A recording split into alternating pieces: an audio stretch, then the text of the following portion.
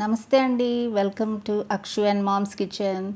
ఈరోజు మన రెసిపీ రుచికరమైన స్పైసీ చికెన్ ఫ్రైని చూపిస్తాను. ఈ ఫ్రై మిరియాల ఘాటుతో ఎంతో టేస్టీగా ఉంటుంది.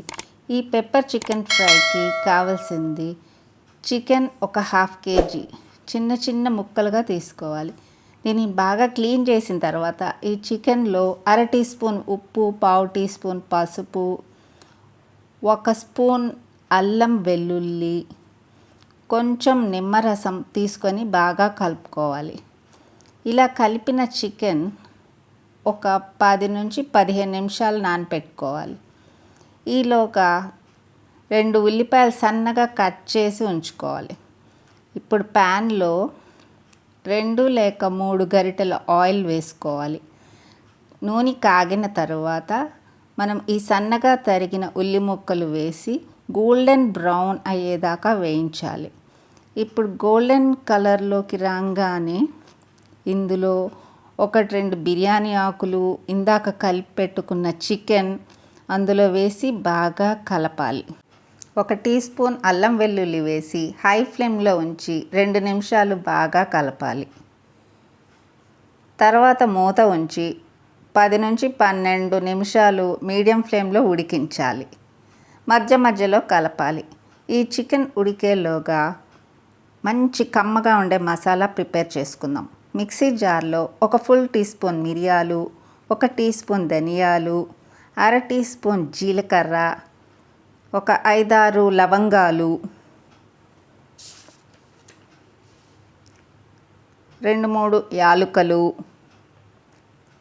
2 దాల్చిన చెక్క, 5-6 ఎండుమిర్చి, ఇవన్నీ వేసి ఒకసారి గ్రైండ్ చేయాలి. తర్వాత ఒక 10 వెల్లుల్లి రెబ్బలు పొట్టు తీయనివి వేసి బరకగా గ్రైండ్ చేయాలి. ఇప్పుడు మన చికెన్ ఫ్రై అయిందో లేదో ఒకసారి చూద్దాం.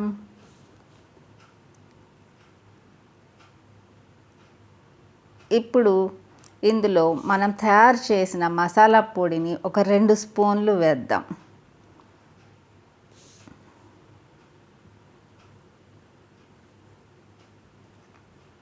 చాలకపోతే మరొక స్పూన్ కూడా వేసుకోవచ్చు. ఒక 1/2 టీ స్పూన్ ఉప్పు కూడా వేయాలి. ముందుగా వేసిన ఉప్పును చూసుకొని దానికి సరిపడా వేయాలి. కొంచెం బాగా కలపాలి. కొద్దిగా కొత్తిమీర వేసి మరొకసారి కలపాలి.